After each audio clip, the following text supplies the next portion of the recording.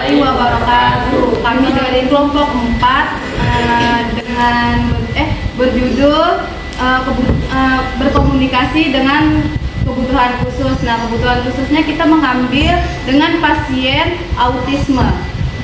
Perkenalkan, saya Irfana, saya sebagai narator dan juga perawat. Dan di samping saya, nama saya Sri Minda Mana, saya berperan sebagai dokter.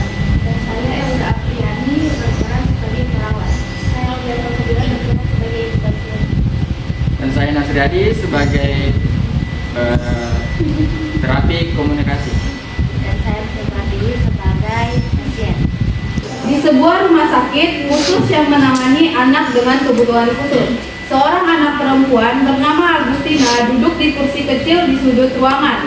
Agustina didiagnosa dengan autisme dan hanya sesekali berbicara, seringkali dalam kata-kata yang tidak jelas. Namun di balik diamnya, ia memiliki dunianya sendiri yang penuh makna. Hari itu seorang perawat bernama Elda, terapis komunikasi bernama Nasriadi, dan perawat Irfana serta orang tua Agustina hadir di ruangan yang sama bersama dokter yang mengawasi perkembangannya.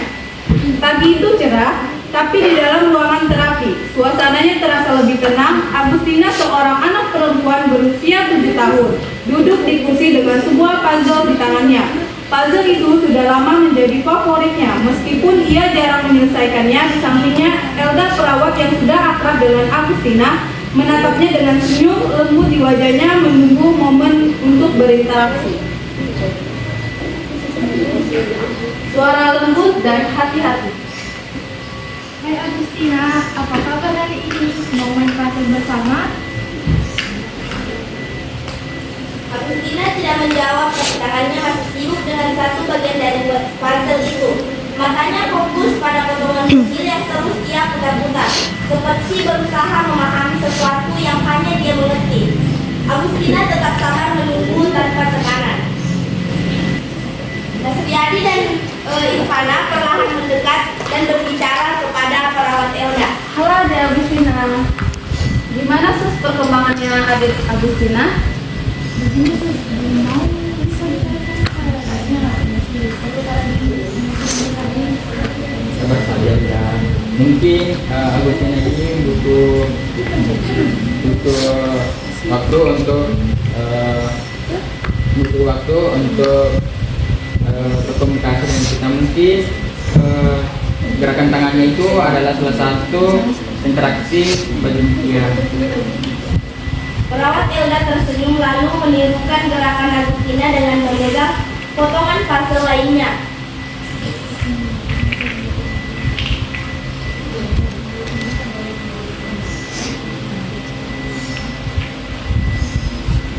lihat Agustina, aku juga punya potongan puzzle loh. Mau main puzzle bersama?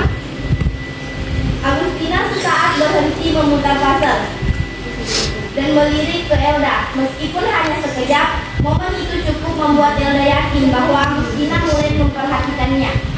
Agustina, suara pelan nyaris tidak terdengar.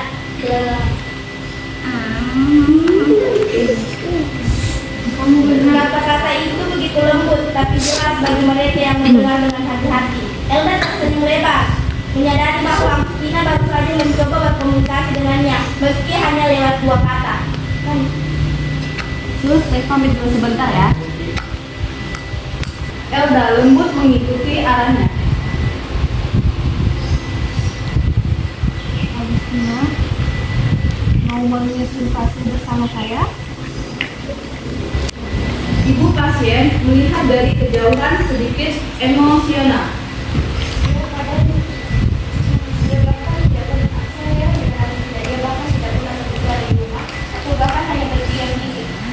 Wajar Bu, anak-anak dengan autisme sering berkomunikasi dengan cara mereka sendiri. Kita perlu memberikannya lingkungan yang lebih nyaman agar dia bisa mengembangkan dirinya. Ibu, kita juga harus belajar untuk mendengar dan juga kita harus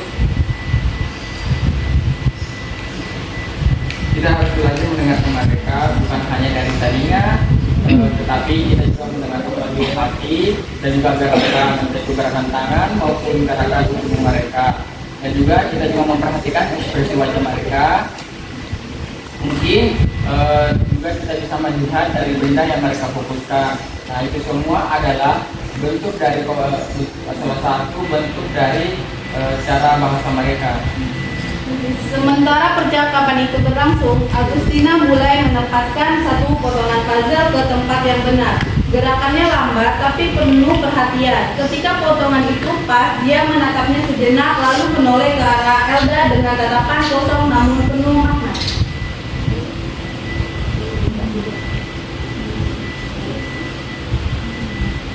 Agustina pelan namun jelas.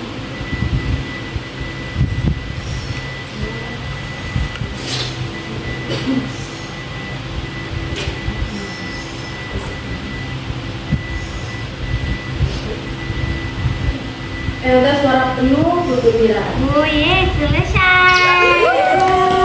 Kamu hebat sekali, pasti kamu bisa kan?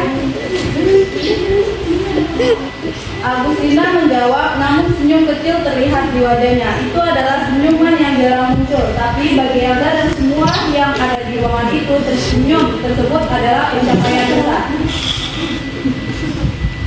Terima kasih Elda, terima kasih semuanya.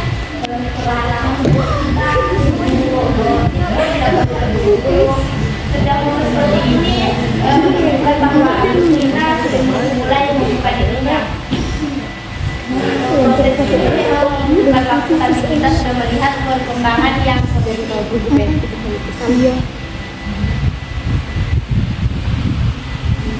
Wah, kamu sangat luar biasa ya Agustina.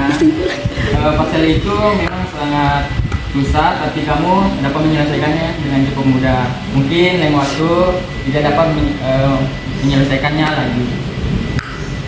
Agustina, apapun kamu ingin bermain, kapanpun kamu ingin berbicara, kami selalu ada di sampingmu Agustina. Tetap semangat ya Agustina. Sederhana, Agustina menunjukkan bahwa komunikasi bukan selalu tentang kata-kata yang panjang dan jelas, melainkan tentang keberanian untuk mencoba. Melalui senyuman kecil dan interaksi yang sederhana, Agustina mulai membuka pintu dunianya kepada mereka yang sabar menunggu dan mendengarkan. Anak-anak autisme berbicara melalui bahasa yang berbeda. Terkadang bahasa itu adalah gerakan kecil, ekspresi singkat, atau hanya satu kata yang diucapkan dengan penuh usaha. Bagi mereka yang bersabar, setiap momen kecil itu adalah jembatan menuju dunia mereka. Sebuah dunia yang meski sunyi penuh dengan makna dan keindahan. Tamat.